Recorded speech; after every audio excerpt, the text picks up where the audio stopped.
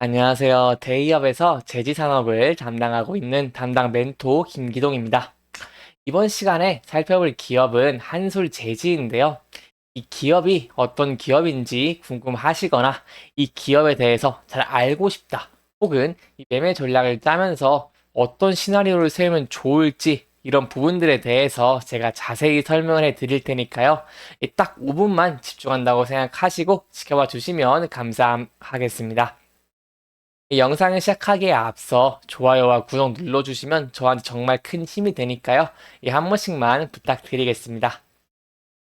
이번 시간에는 이 한솔제지의 주가의 흐름이 어떤지에 대해 살펴보고요. 현재 백판지 업계가 조금 문제가 있다고 하는데 어떤 문제가 있는지 그 전망과 이 현황에 대해서 자세하게 알아보는 시간을 가져보도록 하겠습니다. 제가 저번 시간에는 이 중국 업체들이 수요 예측 때문에 수요를 예측해서 이 백판지에 대한 설비를 증설한다고 설명을 드렸는데요. 이 수요 예측을 어떻게 했냐 보니까 이제 경기가 회복해서 이 백판지에 대한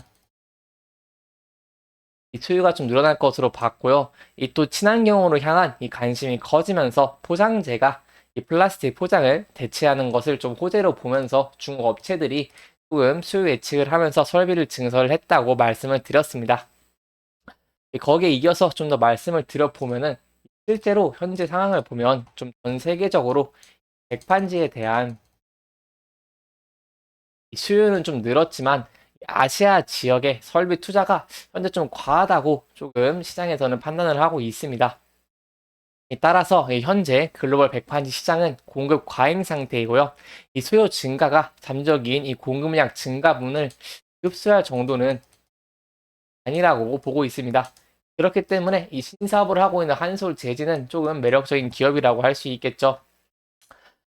백판지에 대해서 조금 더 자세히 알아보자면은 이 백판지 시장이 가장 큰 곳은 이 미국이라고 할 수 있겠는데요. 이 표백 펄프를 생산하는 이 STBS 이 수요가 가장 크고 이 최근에는 이 고품질 이 백판지의 주문량이 늘어나고 있습니다. 하지만 이 자체 생산 역량을 좀 갖췄다 보니 이 수입량이 많지는 않고요. 이 업계에서는 미국이 백판지를 중국에서 2,000톤, 나머지 국가에서 11,000톤을 수입하는 것으로 추산을 하고 있고, 이 미국 백판지 업계도 최소 3건 이상의 이 설비 증설을 좀 계획을 하고 있습니다.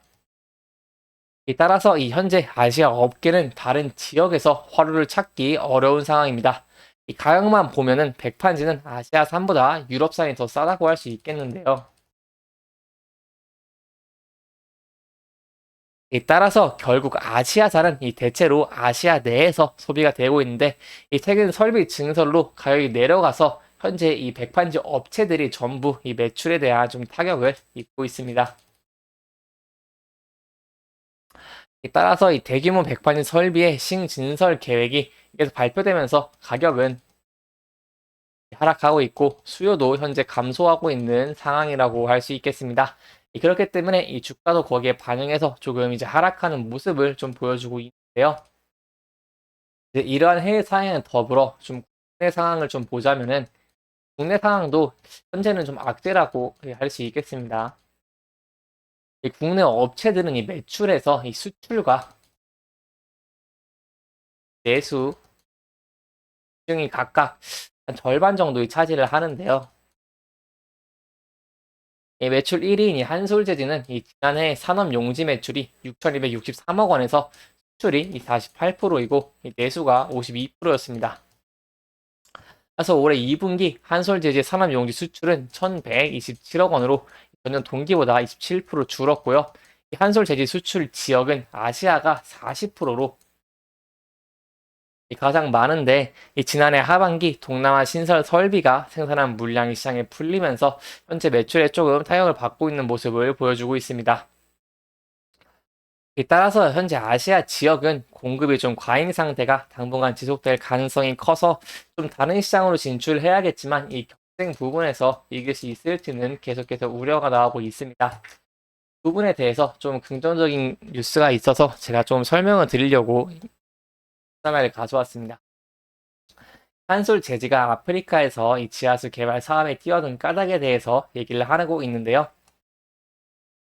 제가 저번 시간에 이 한솔 재지가 이 1196억 원 규모의 에티오피아 지하수 관계 및 이 농촌 개발 사업을 수주를 해서 좀 주가가 상승을 했다고 설명을 드렸는데 그 부분에 대해서 좀 자세하게 설명을 드리려고 합니다. 내용을 조금 살펴보면은 수주액은 1200억 원 규모로 지하수 아까 말씀드린 그 개발 산업을 수주를 했고요. 이 회사는 앞서 국내를 비롯해 이 앙골라와 에콰도르 등 해외에서도 ST 하수처리 등의 수주 성과를 올린 바 있고요. 환경산업은 올해 3분기까지 1,056억 원의 매출을 올렸고 약 30%가 해외에서 발생을 했습니다. 따라서 저희가 중요하게 봐야 될 부분은 이 부분이겠죠. 제지업이 사양산업으로 여겨지는 만큼 한솔 제지가 새로운 성장 동력을 확보를 위해서 제지업 외 다각적 포트폴리오를 구축하고 있다는 모습이 긍정적으로 보이고 이 부분이 조금 저희가 중요하게 봐야 되겠습니다. 제지업은 이 디지털 전환으로 인해서 이 수요가 조금 감소를 했고요. 이 또한 펄프와 같은 주재료의 가격과 환율 등 외부 요인에 영향을 크게 받는 특성을 가지고 있습니다. 그에 반해 이 친환경 관리 사업은 최근에 좀 유망한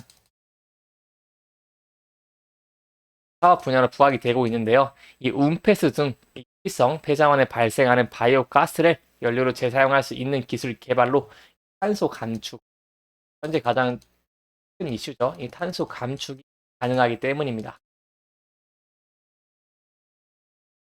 이 한솔 재지는 이미 이 에카 바이오 메탄 이 LBM 생산 기술을 갖추고 있고요. 이 기술은 이 은폐수를 처리하는 과정에서 발생하는 바이오 가스를 이 액화를 시켜서 연료로 사용할 수 있게 만드는 것인데 이 세계에서 네 번째이자 이 국내에서는 최초라고 할 수 있습니다. 이 또한 한솔 재즈가 최근 수주한 이 아프리카 대륙의 경우에도 하수 처리장이 없는 나라가 많고요. 이 아프리카 각국에서 안정적으로 물 공급하기 위한 관련 프로젝트 추진에 적극적으로 나서는 분위기여서 이 추가적인 수주도 조금 저희가 기대를 해볼 수 있겠습니다. 따라서 이 추가적인 수주를 받는다면 이 주가가 조금 더 반응을 하고 이렇게 지지선을 조금 지지를 해주면서 상승하는 모습을 저희가 좀 기대를 해볼 수 있겠습니다. 그리고 이번 영상은 이 최근 이슈와 전체적인 흐름을 좀 짚어보면서 진행을 했고요. 해당 영상은 개인적인 의견이 많이 들어왔기 때문에 투자자분들의 주관적인 생각과 해당 내용을 토대로 현명한 선택을 하시면 좋을 것 같습니다. 이 영상을 잘 보셨다면 좋아요와 구독 부탁드리고요. 해당 영상뿐만 아니라 대기업에서는 그 누구보다 열정적인 멘토들이 많으니까요. 부디 타 종목의 영상도 시청해 주시길 바라며 오늘 영상 마무리하도록 하겠습니다. 끝까지 시청해 주셔서 감사합니다.